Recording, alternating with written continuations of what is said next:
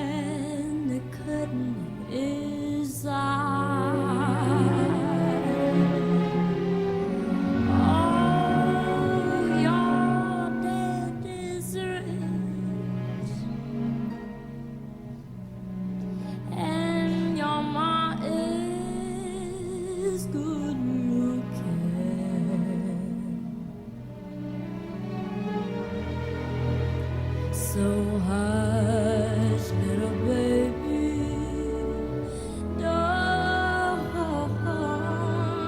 you cry. Okay, let's pause it there. Of course, she sounds great. Is there anything more relaxing than this amazing song? This is one of the reasons I enjoy this song so much. It's just so relaxing. Gershwin really nailed it when he wrote this. I gotta admit, I kind of miss Louis Armstrong's trumpet at the beginning. That's just such a powerful moment in the Ella and Louis version of that. But with that said, the orchestra that she's got playing behind her is heavy on talent. I mean, they sound amazing. So that more than makes up for the loss of Louis, I guess. They really, I think, did a wonderful job in supporting her. And that's pretty evident just in the little clip that I've seen so far. What's the nice side of this is that you get to see and focus on 100% her voice. You're not balancing between two vocalists and everything, so you can just really focus 100% on her singing skills, which are obviously amazing.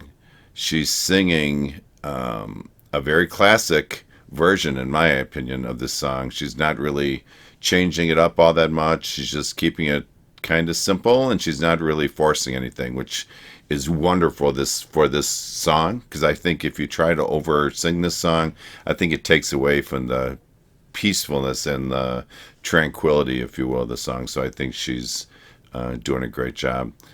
The emotion even that she's putting into the song facially, and you can see that she's thinking about what she's singing, those are very clear. And something I don't notice that often is vibrato, just because I'm not a singing coach, so I don't really pay that much attention to it. But here she really shows it. And man, she's got amazing control of it. And she seems to hit it just at the right time, which that's a talent in itself. I did have to smile just a little bit because over the, would be her right shoulder, there's a blonde violinist that was giving her some looks, and I don't know if it was amazement or jealousy. It was one of those two. Those are the only things it could have been. But she was kind of giving her the stink eye a little bit. So far this is sounding great. So let's keep going. I'll probably just play this to the end. I don't want to interrupt it too much because it's just too beautiful. So here we go.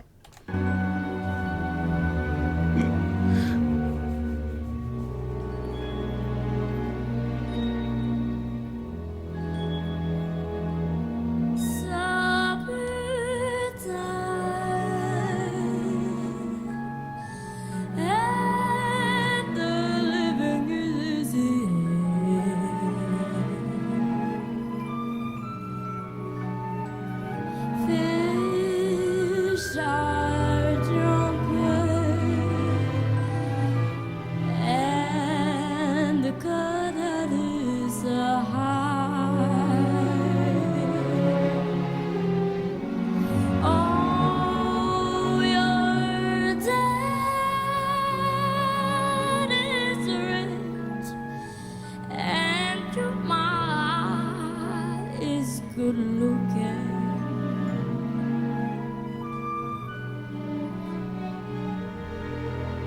So hush, little baby. Hey, don't you cry. Don't you cry. Don't you cry. Don't you cry.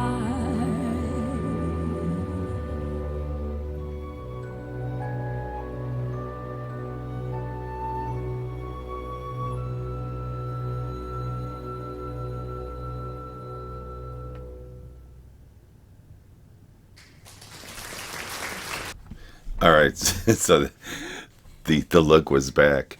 I have to research how old she was in this song. She looks really young, but man, doesn't she sound mature? It's just crazy how somebody at such a young age can have such an old sound to her. I don't know anyone who can as thoroughly and completely immerse themselves into music and song like she does. She just goes to another place that most people didn't even know existed. I mean, she just goes there. I'm sure there are many people who have trained in music really probably their entire life for a chance to be able to sing like this. and I doubt many of them ever reach that point. Yet she's accomplished this level of skill at such a crazy young age. Again, I'm not sure how old she is. She looks 10, 11, maybe. It's amazing. I had a hard time getting past that.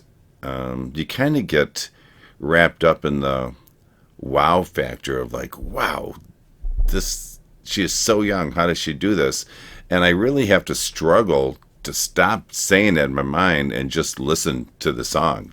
I don't know if you've ever experienced that before, but sometimes I do get sidetracked. I don't want to say in awe, but I do get sidetracked. I'm thinking about some of the my ideas on her singing and how good she is. That instead of just saying "Wow, what a beautiful song," I'm thinking, "Wow, what a great voice," and I kind of skipped the whole song just thinking about what a talent she is. So I have to work on that a little bit.